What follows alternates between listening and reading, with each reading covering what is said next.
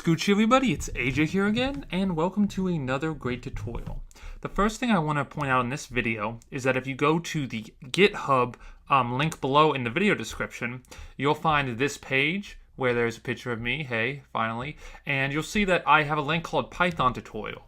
And in this Python tutorial, I've been trying to make helpful resources and links that you can, and examples that you can look at for Python. So I have a little description of how to get started down here, and you can look at Python version 2 or version 3. Version 3 has nothing in it, but most of Python version 2 things do work as well as they do on Python version 3.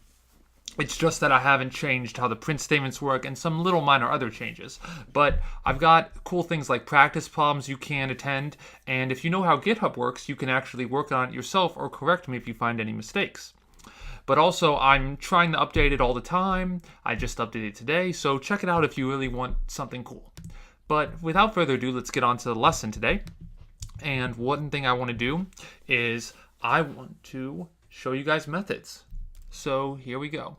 And in the last video, we went over default arguments and methods, and we went over how to call methods. But in this video, we're going to go over what happens if, say, we don't know how many arguments our function is going to take. So we're going to define an example function, and I'm going to call it here called many. I'm going to call it many arguments. And right now, I'm going to just set up the method header here. And one thing I could do is, so it doesn't give me that little arrow anymore, is I could say pass. And what pass means is I can kind of have the shell of the argument here, not do anything in my function.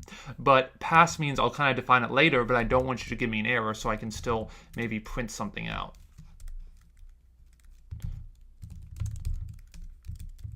So that's the point of the nice keyword pass here. So we learned a nice little keyword. You can see it running. But so let's say I want to print out, I want to receive something, and we'll call it arg1, and I'm going to simply print out arg1. So I'm going to print arg1, which is pretty cool. So if I run this function down below, because remember I'm defining the function up above, but now I'm going to call it here.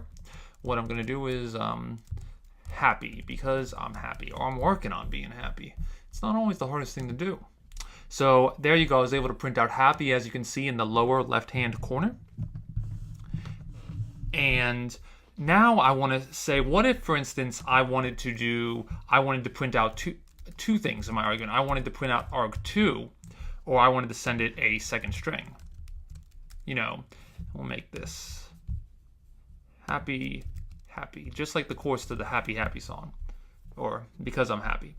Now, to do this normally, I would need to add a second argument. I would need to say, okay, this is a second argument, and then you're going to have to print it, and this will give me an error if I run it right now because it has too many arguments, or I would need to add an arg1. And if I would need to add a second argument, but if I needed a third argument, I need to add an argument 3, and then I need to add an arg4.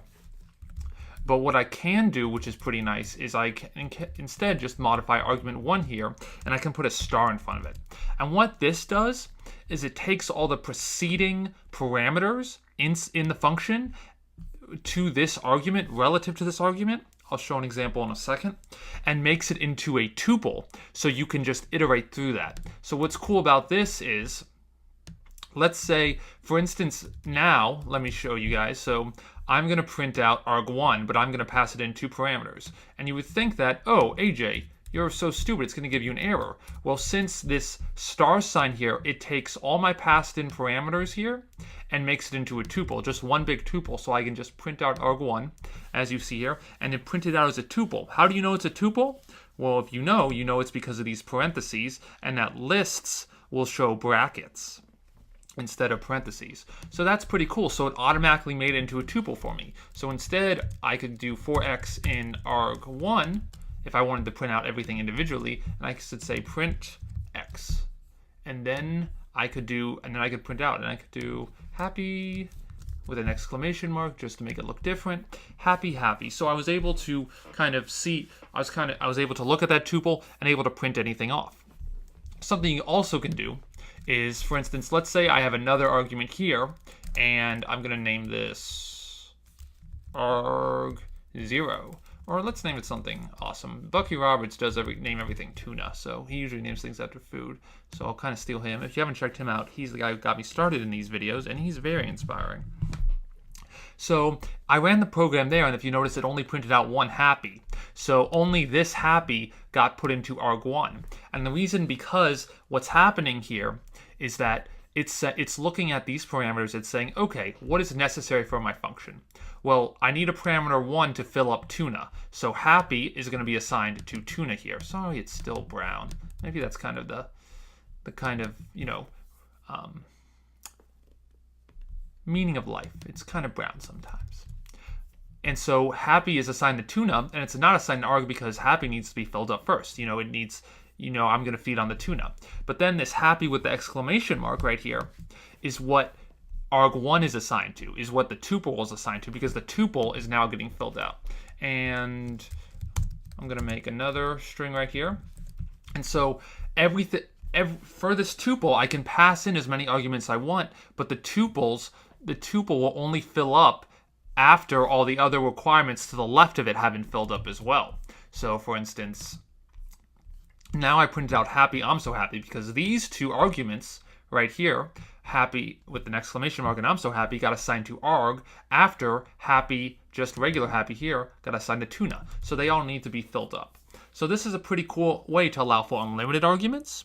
And what you could do is you could analyze based on how big the tuple is. You could do full length in arg1. Or I need to do if length in arg1 is greater than 1, I will do something like print so small, and then elif the length of arg1 is greater than 5, I'll do print just right. So right there, based on the size of the tuple, I was able to print out so small because it's only greater than 1, it's not greater than 5. And this is actually a very bad argument because no matter what, if it's greater than 1, it will print out. So I checked if it's less than or equal to 1, and it will still print out. Or if 1 is less than or equal to 1, but it's 2, so I should make it 2. So it printed out so small. And we learned about some Boolean logic here. Remember, this is the less than or equal to sign, and this is the greater than sign. And I can use if and elif together to make a structure to make decisions. Well, guys, I hope you enjoyed this video. Check out those GitHub things. I'll try to be updating as soon as possible. And please please update me on things you think I could try to do to try to make things more collaborative, or maybe you'd want to see me, do videos on specific questions, or do kind of labs. Maybe a cool lab where I go over a problem or go over something you guys want to do. I'll see you guys later.